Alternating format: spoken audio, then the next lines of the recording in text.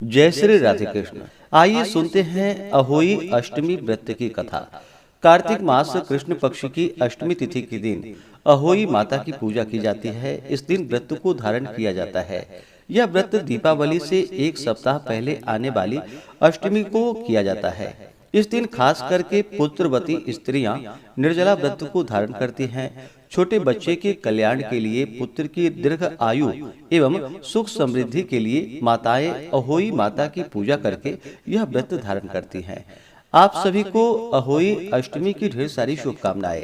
आप सभी के जीवन में अहोई माता की कृपा से आप सभी भक्तों को पुत्र, धन, सुख समृद्धि आदि की प्राप्ति हो। जिस बार की दीपावली होती है, अहोई अष्टमी भी उसी बार को होती है। करवा चौथ के समान ही अहोई अष्टमी भी एक महत्वपूर्ण त्योहार है। करवा चौथ का व्रत स्त्रियां द्वारा जो कि अपने पति की दीर्घ आयु जीवन की कामना हेतु धारण किया जाता है, तो वहीं पर अहोई अष्टमी का व्रत पुत्रों की दीर्घ आयु और मंगल कामना के लिए किया जाता है। इस दिन खास करके सायंकाल शाम के समय में दीवार पर 8 कोनों वाली एक पुतली अंकित की जाती है।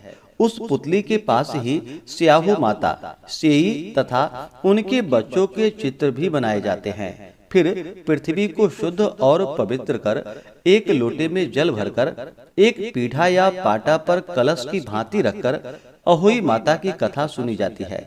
पूजा के पहले एक चांदी की अहोई माता बनवाए और चांदी के 2 मोती भी बनवाए। जिस प्रकार गले में पहनने के हार में पेंडिल लगा होता है, उसी प्रकार चांदी की अहोई लगवाए और डोरे में चांदी के दाने डलवा ले। फिर अहोई को रोली, चावल, दूध व भात से पूजा करे। जल से भरे लोटे यानी कि कलश पर सतिया बना ले। एक कटोरी में हलवा तथा रुपए का बायना निकाल कर रख ले और 7 दाने गेहूं के लेकर कथा सुने।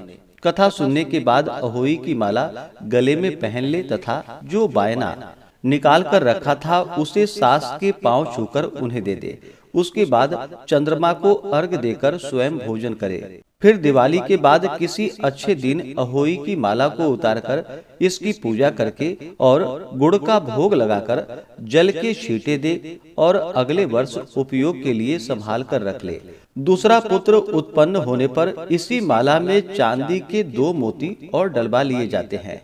इस प्रकार उस स्त्री के जितने भी पुत्र होते हैं, जितने पुत्रों का विवाह हुआ हो, उतनी बार 2 चांदी के मोती इसमें डालते जाए। परंतु इस माला में स्याहू के चित्र का पेंडिल एक ही रहता है। तो आइए सुनते हैं अहोई अष्टमी अहोई माता की कथा। तो बोलिए प्रेम से अहोई माता की जय, सर्व देवी देवता की जय। कथा के अनुसार एक साहूकार था जिसके 7 बेटे और एक बेटी थी। उसके सभी पुत्रों का विवाह हो चुका था। दीपावली के पहले 7 बहुएं अपनी ननद के साथ जंगल में मिट्टी लेने के लिए गईं। जहां वे मिट्टी खोद रही थी, वहीं पर एक स्याहू सेई की मान थी। मिट्टी खोदते समय ननद के हाथों स्याहू का बच्चा मर गया। इससे क्रुद्ध होकर स्याहू माता बोली, मैं तेरी कोख बांध दूंगी। तब ननद अपनी 7 भाभियों से बोली, तुम में से मेरे बदले कोई अपनी कोख बंधवा लो। सभी भाभियों ने अपनी कोख बंधवाने से इनकार कर दिया। परंतु छोटी भाभी सोचने लगी, यदि मैं कोख नहीं बंधवाऊंगी तो सास जी नाराज हो जाएंगी। यह विचार कर ननद के बदले में उसने अपनी कोख बंधवा ली। इसके बाद उसके जो बच्चा होता था वह 7 दिन के बाद ही मर जाता था। एक दिन उसने पंडित को बुलाकर पूछा, मेरी संतान 7वें दिन ही क्यों मर जाती है? तब पंडित जी ने कहा, तुम सुरही गाय की पूजा करो। सुरही गाय स्याहू माता की भायली है। वह तेरी कोख छोड़े तब तो तेरा बच्चा जीवित रहेगा। तत्पश्चात बहू प्रातः काल उठकर चुपचाप सुरही गाय के नीचे सफाई आदि कर जाती। एक दिन गौ माता ने सोचा, आजकल कौन मेरी सेवा कर रहा है, सो आज देखूंगी। गौ माता तड़के उठी। क्या देखती है कि साहूकार की पुत्र वधू उसके आसपास सफाई कर रही है। गौ माता उससे बोली, मैं तेरी सेवा से अति प्रसन्न हूँ, जो चाहो तुम वर मांग लो। तब बहू बोली, स्याहू माता तुम्हारी भायली है और उसने मेरी कोख बांध रखी है। सो मेरी कोख खुलवा दो। इस पर गौ माता ने कहा, अच्छा। यह कहकर गौ माता समुद्र के पार अपनी भाईली के पास उसको लेकर चली। रास्ते में कड़ी धूप थी, सो वे दोनों एक पेड़ के नीचे बैठ गई। थोड़ी देर में एक सर्प आया और उस वृक्ष पर एक गरुड़ पक्षी के बच्चों को डसने लगा। साहूकार की बहू ने सांप को मारकर ढाल के नीचे दबा दिया और बच्चे को बचा लिया। कुछ देर बाद गरुड़ पक्षी आई तो वहां खून पड़ा देखकर साहूकार की बहू को चोंच मारने लगी। तब वह बोली, मैंने तेरे बच्चे को नहीं मारा है, बल्कि यहाँ पर सांप तेरे बच्चों को डसने आया था। मैंने तो उससे तेरे बच्चों की रक्षा की है। यह सुनकर गरुड़ पक्षी बोली, मांग, तू क्या मांगती है?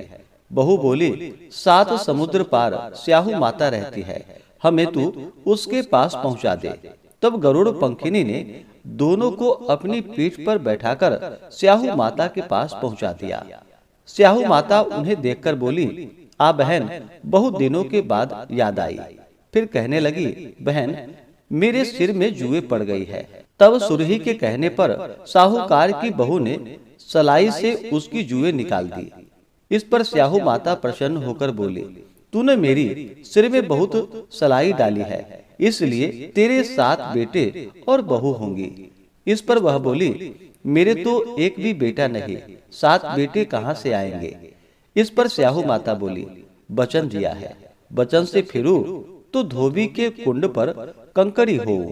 साहूकार की बहू बोली, मेरी कोख तो तुम्हारे पास बंद पड़ी है। यह सुनकर स्याहू माता बोली, तूने मुझे ठग लिया। मैं तेरी कोख खोलती तो नहीं, परंतु अब खोलनी पड़ेगी। जा तेरे घर, तुझे 7 बेटे और बहुएं मिलेंगी। तू जाकर उद्यापन करियो, 7 अहोई बनाकर 7 कड़ाही करियो। बहू लौटकर घर आई तो वहां देखा 7 बेटे और 7 बहुएं बैठे हैं। वह उन्हें देखकर खुश हो गई। उसने 7 अहोई बनाई, 7 उद्यापन किए तथा 7 कढ़ाई की। रात्रि के समय जेठानियां आपस में कहने लगी, जल्दी जल्दी नहाकर पूजा कर लो, कहीं छोटी बच्चे को याद करके रोने न लगे। थोड़ी देर बाद उन्होंने अपने बच्चों से कहा, अपनी चाची के घर जाकर देख जाओ कि आज वह अभी तक रोई क्यों नहीं। बच्चे ने जाकर कहा, चाची तो कुछ कर रही है, खूब उद्यापन हो रहा है। यह सुनते ही जेठानियां दौड़ी दौड़ी घर आई और पूछा, तूने कोख कैसे छुड़ाई? वह बोली, तुमने तो कोख बंधा ही नहीं, सो मैंने कोख बंधा ली थी। अब स्याहू माता ने कृपा करके मेरी कोख खोल दी है।